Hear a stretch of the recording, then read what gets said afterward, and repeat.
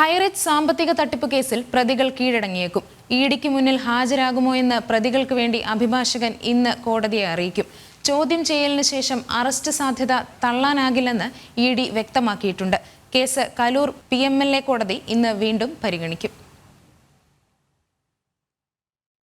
Highrich MD പ്രതാപന്റെയും ഭാര്യയും company സിഒയുമായ ശ്രീനയുടെയും മുൻകൂർ ജാമ്യാപേക്ഷയിൽ വാദം കേട്ട കോടതി അന്വേഷണ ഉദ്യോഗസ്ഥർക്ക് മുന്നിൽ ഹാജരാകട്ടെ എന്ന് വ്യക്തമാക്കിയിരുന്നു. ഇവർ കേരള കർണാടക അതിർത്തി പ്രദേശത്ത് ഒളിവിലുള്ളതായാണ് സൂചന.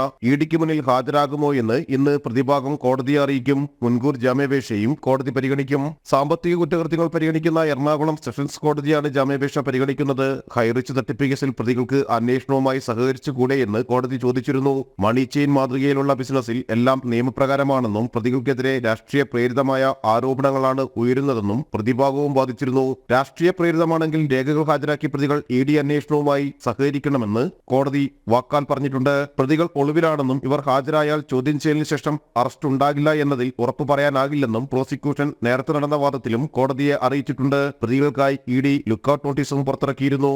ജനം, കൊച്ചി.